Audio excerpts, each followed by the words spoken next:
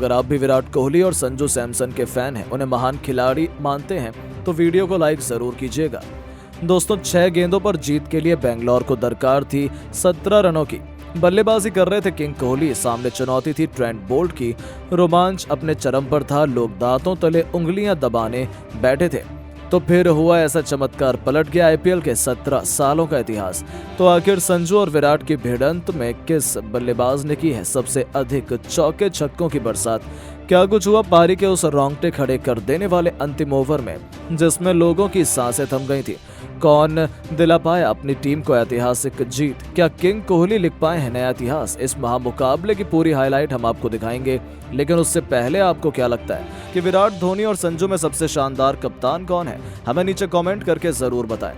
दोस्तों, जिस घड़ी का इंतजार लोगों को महीनों से था, वो आ चुकी है। दुनिया के सबसे खूंखार खिलाड़ियों के बीच 2 महीनों तक हुए आईपीएल 2024 के घमासान के बाद पहले एलिमिनेटर में बेंगलोर और राजस्थान एक दूसरे के आमने सामने थी। मुकाबला शुरू होने से पहले ही रोमांच और उत्साह अपने चरम पर था, क्योंकि भारत के सबसे महानतम खिलाड़ी विराट कोहली की बेंगलोर के खिलाफ दुनिया के सबसे बड़े नरेंद्र मोदी स्टेडियम में संजू सैमसन की राजस्थान की क्रिकेट टीम चुनौती लेकर आई थी। दोनों एक दूसरे को धूल चटाने के लिए बेकरार नजर आ रहे थे। इस मुकाबले में जब सिक्का उछला, तब गिरा बेंगलोर के कप्तान डुप्लेसी के पक्ष में। आंख मूंदकर उन्होंने पहले गेंदबाजी चुनी। राजस्थान के लिए बल्लेबाजी करने टॉम कॉलर कैडमोर के साथ यशस्वी जायसवाल की जोड़ी मैदान में उतरी। ये दोनों अपनी टीम को आक्रामक शुरुआत दिलाना चाहते थे और कुछ इसी अंदाज में इन्होंने बल्लेबाजी करनी भी शुरू कर दी। देखते ही देखते ताबड़तोड़ चौके छक्कों की बरसात कर उन्होंने 5 ओवर में ही 55 रन जोड़ दिए थे। बेंगलोर के फैंस की तो हालत अभी से खराब होने लगी थी, लेकिन कोहली की चालाकी एक बार फिर राजस्थान पर भारी पड़ी। उन्होंने पावर प्ले का अंतिम ओवर दिया स्वप्निल सिंह को, और इस खिलाड़ी ने लगातार 2 गेंदों पर वो कारनामा किया जिसे देखकर पूरे स्टेडियम की आंखें फटी की फटी रह गईं। जी हां, उन्होंने लगातार 2 गेंदों पर पहले कैडमोर को चलता किया, तो फिर नंबर 3 पर बैटिंग करने उतरे रोमन पवेल को तो उन्होंने खाता भी खोलने का मौका नहीं दिया। 2 गेंद पर 2 विकेट लेकर स्वप्निल ने पूरा मैच ही पलट दिया। अचानक से पूरा स्टेडियम आरसीबी के नारों से गूंज उठा था। जी हां दोस्तों, फैंस का जोश तो देखते ही बनता था। अब मैदान पर खुद कप्तान संजू सैमसन के साथ यशस्वी जायसवाल की जोड़ी मौजूद थी। इन दोनों खिलाड़ियों ने अपनी टीम को पटरी पर वापस लाना शुरू किया और उसके बाद बेंगलोर को कोई भी सफलता हासिल नहीं होने दी। आपको बता दें, 16 ओवर में इन दोनों ने अपनी विस्फोटक बल्लेबाजी से अपनी टीम को 150 रनों के पार पहुंचा दिया था। जहां संजू 69 रन बनाकर खेल रहे थे, तो यशस्वी भी 49 रन पर उनका बखूबी साथ निभा रहे थे। हालांकि अर्धशतक पूरा करने से पहले यशस्वी चलते बने, लेकिन संजू ने अंत तक हार नहीं मानी और हिटमायर के साथ मिल उन्होंने 20 ओवर में अपनी टीम को 213 रनों के विशाल स्कोर तक पहुंचा दिया। अंतिम कुछ ओवरों में तो संजू ने मैदान पर ऐसा गदर मचाया कि विराट तक के पसीने छूट गए। जी हां दोस्तों, संजू सैमसन ने ऐतिहासिक पारी खेलते हुए केवल 50 गेंद पर ही 106 रन ठोक डाले थे, जिसमें 9 तूफानी छक्के भी शुमार थे। तो वहीं हिटमायर ने भी 14 गेंदों पर 29 रनों की आतिशी पारी खेली थी। इन दोनों की बदौलत बेंगलोर को जीत के लिए 214 रन बनाने थे। उनके लिए किंग कोहली के साथ फाफ डुप्लेसी की खतरनाक जोड़ी पारी की शुरुआत करने के लिए आई। इतने बड़े लक्ष्य का पीछा करने के लिए ये दोनों अपनी टीम को एक सकारात्मक शुरुआत दिलाना चाहते थे, लेकिन संजू के मास्टर प्लान के आगे बेंगलोर की पारी ताश के पत्तों की तरह बिखरनी शुरू हो गई। क्रिकेट को फुटबॉल बनाने के लिए मशहूर ट्रेंट बोल्ट ने आते ही अपने पहले ही ओवर में पहले डुप्लेसी तो फिर रजत पाटीदार का शिकार कर पूरे स्टेडियम में सन्नाटा ला दिया था। बेंगलोर की तो हालत खराब हो गई थी। दोस्तों, बोल्ट ने पहले ही ओवर में बेंगलोर की कमर तोड़कर रख दी। यहाँ से किसी एक बल्लेबाज को टिककर बल्लेबाजी करने की जरूरत थी। फिर किंग कोहली ने टीम की जिम्मेदारी अपने कंधों पर उठाते हुए आतिशी बल्लेबाजी करना शुरू कर दी और ऑस्ट्रेलियाई सनसनी ग्लेन मैक्सवेल के साथ मिलकर उन्होंने अर्धशतकीय पार्टनरशिप कर बेंगलोर की पारी को पटरी पर वापस ला दिया। अचानक से यह मुकाबला पलटने लगा था। विराट ने पलक झपकते ही अपना अर्धशतक केवल 29 गेंदों में ही पूरा कर संजू की हालत खराब कर दी थी। राजस्थान वापसी करना चाहती थी और इस बार इसका जिम्मा संजू ने सौंपा अपने भरोसेमंद युजवेंद्र चहल के कंधों पर, और गेंदबाजी करने आए चहल ने मैक्सवेल को अपने जाल में फंसा लिया। 49 रन बनाकर मैक्सवेल भी चलते बने, जिनके बाद बल्लेबाजी करने आए खुद दिनेश कार्तिक मौजूद थे। उन्हें देखकर पूरे स्टेडियम खुशी से झूम उठा था।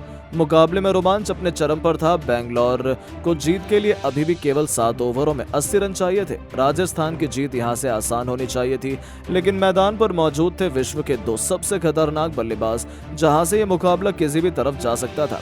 और दोस्तों ऐसा ही हमें देखने को मिला।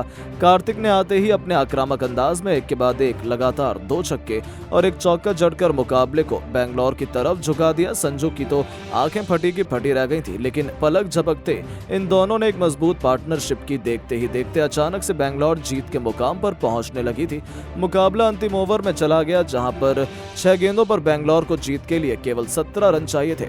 स्ट्राइक पर थे कार्तिक। एक बार फिर उनका मिनी हेलीकॉप्टर उड़ान भरने को तैयार था। विराट अपने शतक के करीब थे, वो 90 रन बना चुके थे। अंतिम ओवर लेकर आए बोल्ट की पहली 2 गेंद पर कार्तिक ने 2 चौके जड़ दिए। पहले उन्हें पॉइंट के क्षेत्र में फील्डर को छकाया, तो फिर मिड विकेट के ऊपर से आवेश से गेंद की रेस हुई, लेकिन अंत में गेंद बाउंड्री तक पहुंच गई और कार्तिक ने 2 गेंदों पर 2 खतरनाक चौके ठोक अंतिम ओवर की शुरुआत जबरदस्त। तीसरी गेंद पर उन्होंने 1 रन लेकर बेंगलोर की जीत को लगभग सुनिश्चित कर लिया था।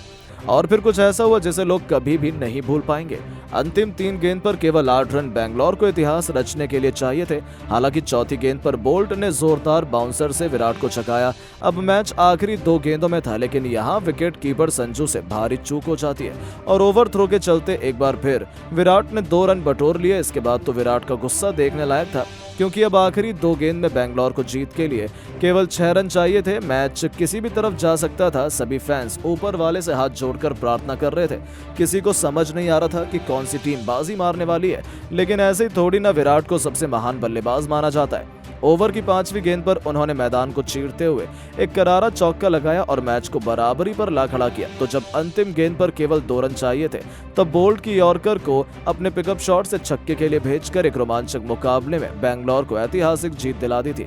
और इसी के साथ किंग कोहली ने केवल 56 गेंद पर अपना ऐतिहासिक शतक पूरा कर अपनी टीम को सेमीफाइनल में पहुंचाया और इतिहास के पन्नों में अपना नाम सुनहरे अक्षरों में लिखवाया। जी हां दोस्तों, इस तरीके से विराट ने कार्तिक के साथ ये मुकाबला पलटा था। उसे देखते हुए तो यही लगता है कि ये दोनों विराट को आईपीएल चैंपियन बनाकर ही दम लेंगे। लेकिन दोस्तों, आपको क्या लगता है कि कोलकाता और बेंगलोर में कौन सी टीम बन सकती है आईपीएल 2024 की चैंपियन? हमें नीचे कमेंट करके जरूर बताएं और ऐसे ही शानदार खबरों के लिए हमारे चैनल को सब्सक्राइब करना ना भूलें। धन्यवाद। दोस्तों, आईपीएल के लीग स्टेज के मैचों की समाप्ति के बाद क्वालीफायर 1 में कोलकाता की क्रिकेट टीम के सामने दुनिया के नंबर 1 अहमदाबाद के नरेंद्र मोदी क्रिकेट स्टेडियम में एक बार फिर पैट कमिंस अपनी ऑरेंज आर्मी को लेकर कोलकाता के फैंस की बोलती बंद करने आए थे। लेकिन शायद उन्होंने या किसी भी हैदराबाद के फैन ने सपने में भी नहीं सोचा होगा कि मिचेल स्टार्क की आंधी उनके अरमानों को इस कदर सूखे पत्तों की तरह उड़ा देगी। जी हां दोस्तों, इस मुकाबले में एक बार फिर सिक्का जब उछाला गया, तब टॉस के बॉस बने हैदराबाद के कप्तान पैट कमिंस और उन्होंने पहले बल्लेबाजी करने का फैसला कर एक बार फिर अपने ही पैरों पर कुल्हाड़ी मारने का काम किया। हैदराबाद की तरफ से अपनी टीम को विस्फोटक शुरुआत दिलाने के लिए ट्रेविस हेड और अभिषेक शर्मा की खतरनाक जोड़ी मैदान में उतरी थी, जिनका नाम ही गेंदबाजों के पसीने छुड़ाने के लिए काफी था। लेकिन इस बार उनके सामने स्टार्क ने वो रंग रूप दिखाया जिससे पूरी दुनिया भर के बल्लेबाज दहशत में आ जाते हैं। मैच अपनी दूसरी ही गेंद पर उन्होंने ऐसा तहलका मचाया कि ट्रेविस हेड के तीनों डंडे उड़ाकर उन्होंने हैदराबाद की धज्जियां उड़ानी शुरू कर दी थी। यहाँ तक कि उन्होंने अपने साथी को तो खाता भी खोलने का मौका नहीं दिया। लेकिन ये तो केवल शुरुआत थी। उनके आउट होने के बाद मैदान में बल्लेबाजी करने राहुल त्रिपाठी आए थे, लेकिन शायद आज दिन तो कोलकाता का था। पहले विकेट के दर्द से हैदराबाद बाहर आ भी पाती। उससे पहले दूसरा ओवर लेकर आए वैभव अरोड़ा ने इस बार हैदराबाद के दूसरे ओपनर अभिषेक शर्मा का शिकार कर हैदराबाद की कमर तोड़ दी थी। जहां अभिषेक भी केवल 3 रन बना पाए। बस फिर क्या था, भूखे शेर के मुंह में खून लग चुका था। इसके बाद वो कहां रुकने वाले थे जब राहुल त्रिपाठी के साथ मिलकर नीतीश रेड्डी ने अपनी टीम को संभालने की कोशिश की। 4 ओवर में ही हैदराबाद 35 रन बना चुकी थी। उनकी टीम मैच में वापस आने लगी थी। तभी एक बार फिर स्टार्क 5वें ओवर में गेंदबाजी में वापस आते हैं और इस बार तो उन्होंने लगातार 2 गेंद पर अपनी कातिलाना गेंदबाजी से ऐसी तबाही मचाई कि पहले नीतीश रेड्डी का शिकार कर हैदराबाद की कमर तोड़ी, जो केवल 9 रन बनाकर वो भी 10 गेंद पर कोलकाता के सामने या कहें स्टार्क के सामने घुटने टेक गए। तो उनके आउट होने के बाद बल्लेबाजी करने उतरे शहबाज अहमद तो कुछ समझ भी पाते। उससे पहले स्टार्क ने अपनी आग उगलती हुई गेंद उनके विकेट पर दे मारी और वो बिना खाता खोले क्लीन बोल्ड हो गए और लगातार 2 गेंद पर 2 विकेट लेकर इस बार स्टार्क ने हैदराबाद के पूरे बल्लेबाजी क्रम को तहस नहस करके रख दिया। उनके खौफनाक गेंदबाजी का नतीजा ऐसा था कि 39 रन ही स्कोर बोर्ड पर बने थे और हैदराबाद ने अपने टॉप 4 बल्लेबाजों को गंवा दिया था। अभिषेक कोलकाता जीत का सपना सजा चुकी थी। हैदराबाद का कॉन्फिडेंस चकनाचूर हो चला था। अब हैदराबाद की वापसी करने के लिए जिम्मेदारी अपने कंधों पर उठा राहुल त्रिपाठी का साथ निभाने के लिए हेनरी क्लासेन मैदान में आए थे, जिन्होंने आते ही चौके से अपना खाता खोला। 6 ओवर के पावर प्ले में हैदराबाद ने 45 रन बनाए तो दूसरी तरफ राहुल त्रिपाठी लाजवाब फॉर्म में लग रहे थे। उन्होंने 7 ओवर में हैदराबाद को 50 रनों तक पहुंचाया तो एक के बाद एक चौके छक्कों की झड़ी उन्होंने लगानी शुरू कर दी। जी हां दोस्तों, 90 ओवर में सुनील नारायण को आड़े हाथों लेते हुए दोनों खिलाड़ियों ने 2 चौके और एक खतरनाक छक्के की बदौलत 18 रन बटोरे। तो 10वें ओवर में भी एक के बाद एक 2 खतरनाक चौके लगाकर 10 ओवर में हैदराबाद को 92 रनों तक पहुंचाया। उसके बाद भी उनका बल्ला थमा नहीं। अगले ही ओवर में वरुण चक्रवर्ती के खिलाफ मैदान को चीरते हुए चौका जड़कर राहुल त्रिपाठी ने केवल 29 गेंद पर अपना अर्धशतक पूरा किया।